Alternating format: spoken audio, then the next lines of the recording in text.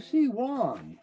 Hi, It's Ned. a pleasure to have the opportunity to interview you. I'm honored to be interviewing one of the award winners. And so, first of all, tell us a little bit about your agency, what the design and development, or I guess the Department of Design and Construction does, and what your Yes, role is in it.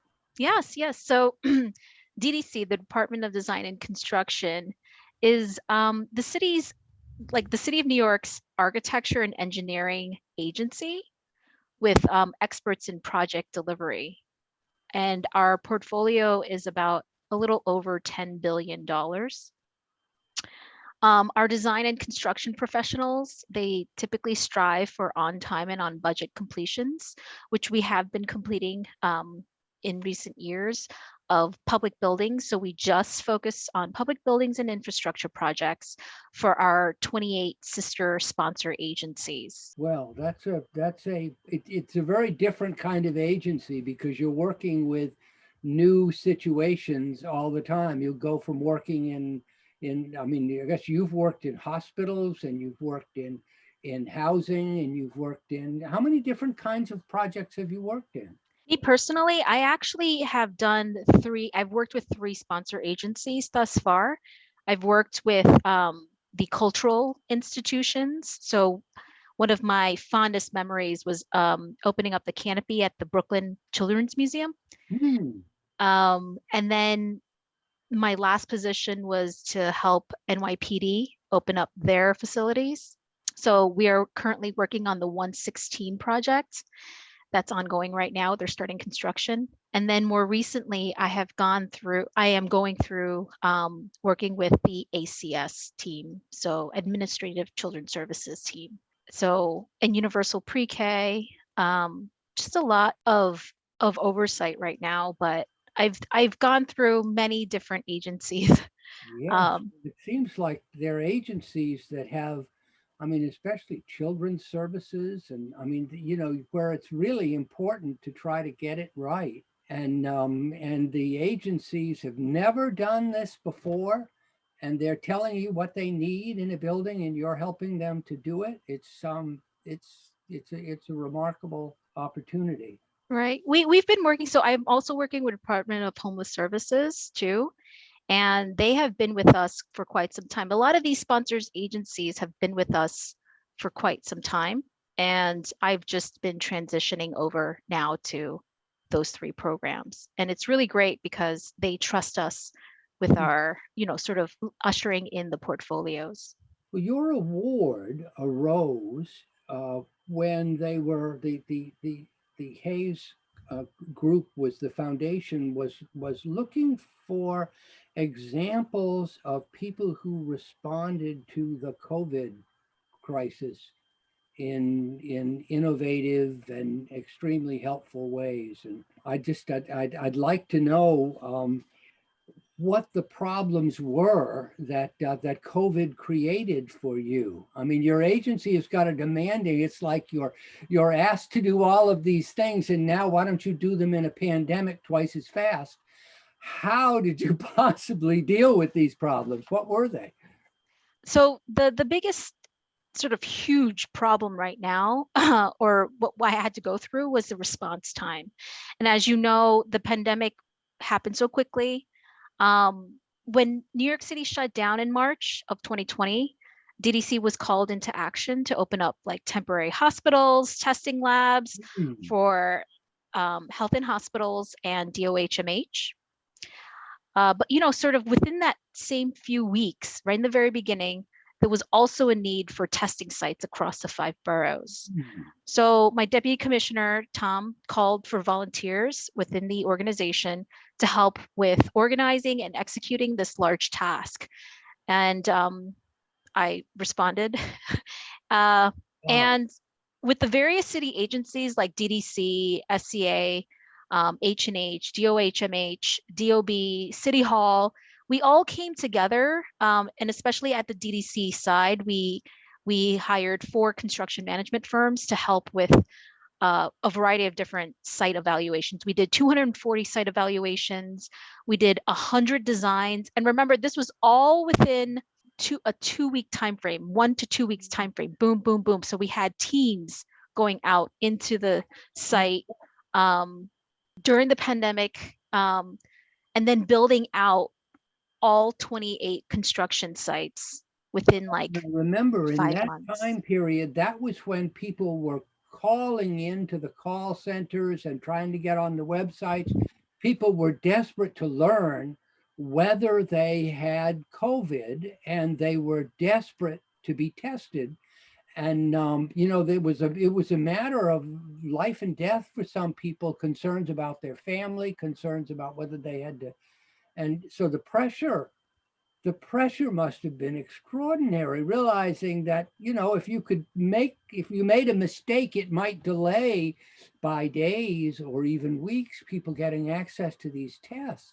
So yeah, so the first when I talked about like the sort of the 240 site visits, we did that all within a week and a half.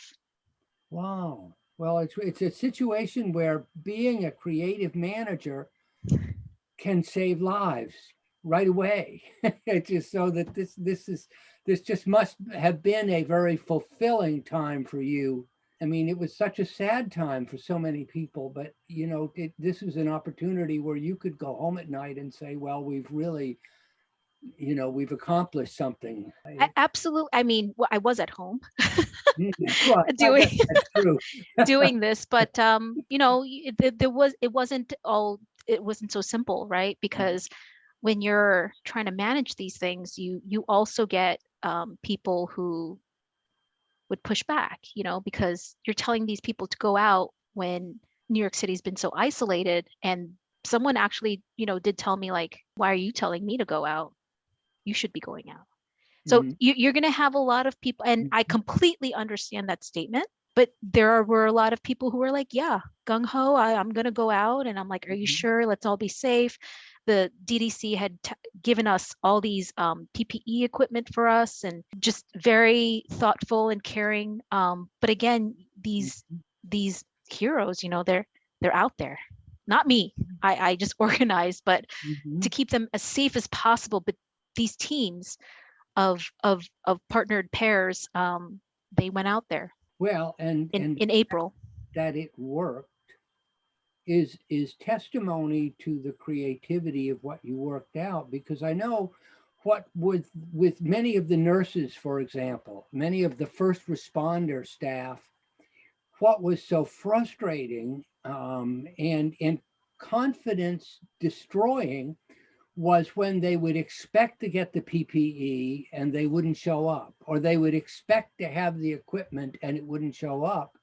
And I would imagine that little mistakes could cause people to not go do these projects and figure out the right place to build a site. And so there was a premium on your management and your creative solutions actually working. So we have to say thank you. And I'm sure that they say thank you. I'm sure after they went out, they must have looked back at you and said, she was the one who had to organize this, and she made it possible for us to come back. It's an important thing. So part of the obstacles to getting this done involved not just telling people where to go, but also providing them with the equipment. And I imagine that, getting there and knowing the right questions to answer and knowing what to measure and trying to figure out. I mean, they're trying to Absolutely. figure out which of these 250 sites would make good sites for testing centers. And so you must have had to design a whole concept of what a testing center was in order to have them sort of see whether a site fit the measurements. Absolutely. So I had a huge team, about 30 to 50 people. We worked hand in hand with health and hospitals, amazing teamwork. We Our team literally helped to evaluate with health and hospitals and city and the DOB, who spearheaded these site evaluations and which ones to accept, which designs to accept, quite seamlessly. And we were able to choose a location literally within weeks of a time and build out our first one in May. Build out, like we were able to get something out within a month, which is, Wow. have you worked with city agencies? Does that ever happen? Well, especially just the purchasing. I mean, it must have been remarkable considering I'm sure that they suspended certain rules in order to be able to get some of the decisions made, which is of course it also happens in emergency management and in certain kinds of fields we have to give the people who are making the decisions at the front of the problem the discretion to make the choices Mhm. and the permission to be wrong once in a while. I Right. mean, it's nothing's going to be perfect, but the job's going to get done and it's going to save lives. And so we did that, Ned. I think one of the things is, we've learned a lot from the first few sites that helped us transfer a lot of um, good sort of ideation towards the Mhm. follow-up sites. But I think there was sort of within our team as a whole, we were thinking that there was still a problem to solve, right? Like no matter which sites we did choose, as Mhm. we were completing these first few projects, the entire team noticed that sites were being built at static locations, which were fine, but within a community that may not necessarily be accessible. So, Mhm. for example, they're not located in the main streets or near public transportation, as even if we did want to look for sites like that, and as well as they also had like large associated Mhm. costs. Mhm. So they were fine for what the needs were because we had to execute quite quickly and these sites Mhm. were in communities of need. But Mhm. even within the community, as you know, whatever community, Elmhurst or Mhm. there aren't specific locations. Mhm. Not every street or avenue is ideal. Mhm. So we were placing these within communities, but they were not necessarily accessible, And, easily accessible, like and they so needed a bus or something. did you have some more innovative ideas about what to do about that? Yeah, so it was a team effort. Yeah. So Mhm. in June and July, so we built our first site in May. And Mhm. then around June and July, we were building out other sites like pretty rapidly in all in concurrence. But in June and July of 2020, we brainstormed on ideations on how to bring testing to communities that needed them the most. And so, for one example, is a sort of a transient weekly movable testing site Mhm. within each community to allow for different residents to have their own Mhm. convenient testing. So we were thinking, oh, could we have a mobile testing so that they can Mhm. be on this A one testing street. bus. Yeah. Right. So if they could be on this one street of the community, if this is a community, it'll be on this one street, and then like another week it'll be on this side of the community. So it'll still cover the community, but it'll be like in various parts of the community, right? So that people Mhm. would be more willing to test. Another, so we had so many ideas. Another idea was to use public transit systems such as buses and trains, Mhm. so that testing can be accommodated across boroughs. Mhm. So, like, for example, the 4 or 5 train actually goes through Brooklyn, Manhattan, and the Bronx.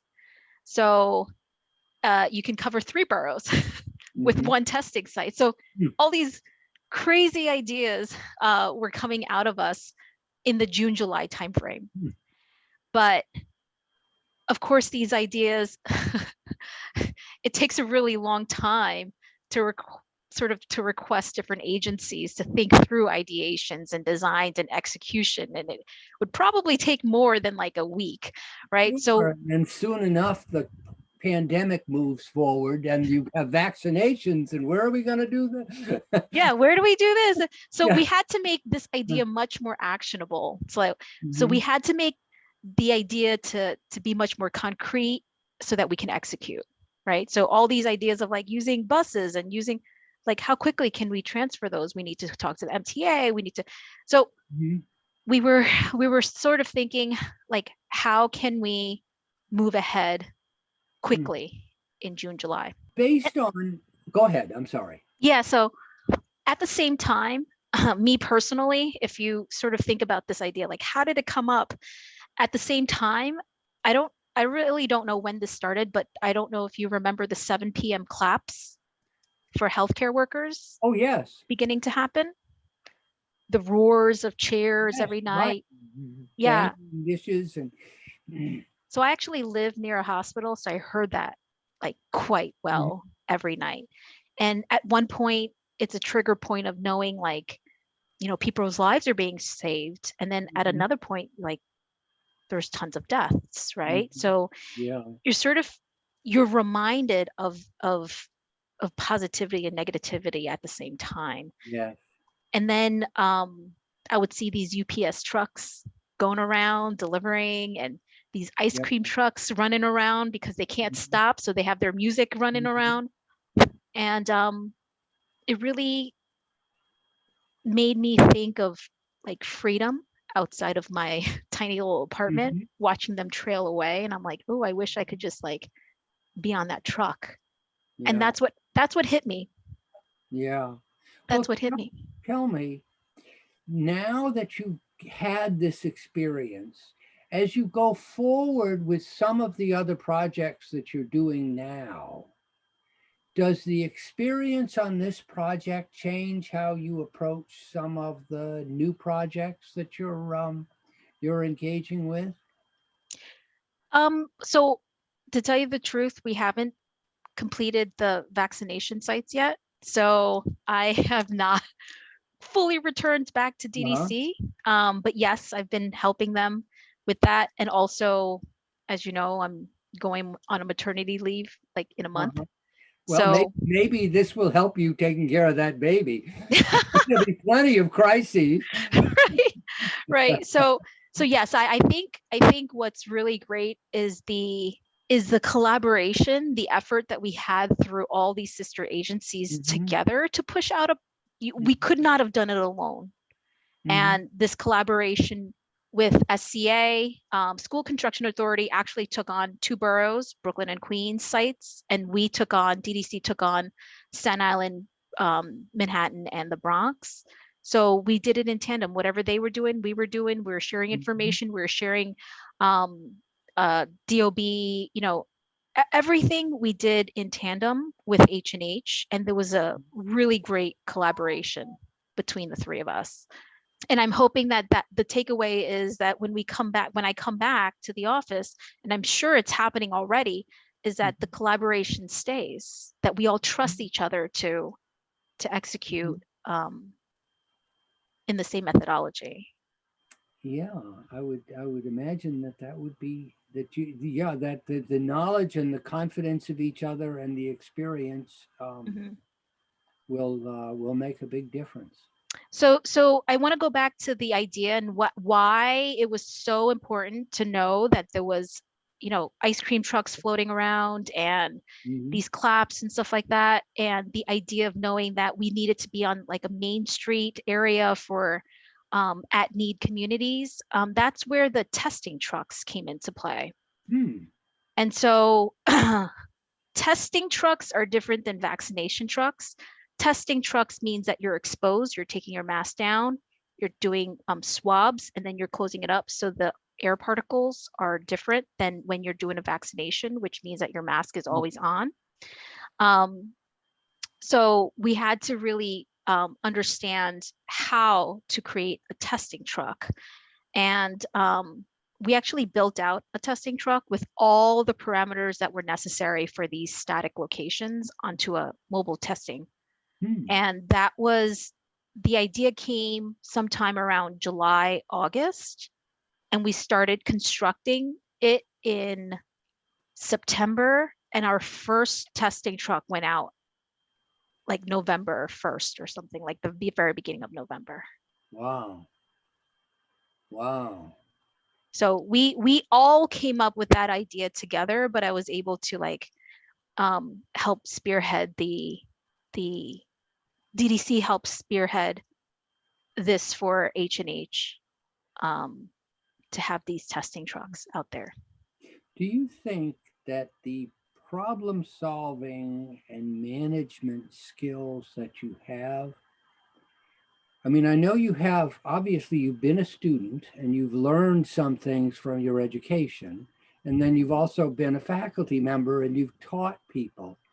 Do you think that there are things that you learned in your education that you value here and that you would want to impart to students in the future? Absolutely. I would say never be static. Always go and learn in any factors that you can. I think for me, being a city worker, I've learned so much through my mentors. Um, my boss Sal, the deputy commissioner Tom and Sal has been my just wonderful angels here. But I didn't stop there. I did go back, as you mentioned, Mm-hmm. to expand on my own experiences with through education, not just in the workplace, but I went to get my MBA and I am teaching as well. Um, because there are so many benefits, not just for the students themselves, not just like, but I think going back to school, you're exchanging information with your professors, and then from school, I'm actually learning a lot from the students. So I think when you become a manager, you're doing both. You're a teacher and a student at the same time, and you're trying to balance what makes sense and what they would actually want to do. Like I didn't force them. I didn't force my colleagues to go out there in the very beginning of the pandemic. It was a give and take. And I learned that through teaching. You can't force a student to learn unless they want to. Mm-hmm. So I agree with you. I think that there were factors that I've learned in every part of my experience in life that had led me to this. And maybe it sounds so crazy, but maybe it was sort of meant to be to help lead the Mm-hmm. testing of the vaccine. Well, I think that's a good way for us to wrap up. It's been just a wonderful opportunity to interview you, and I think I go back to my own teaching with an inspiration about how good teaching and good students can create remarkable accomplishments and opportunities for the future. Thanks, Thank Ned. you very, very much. Thank you, Ned.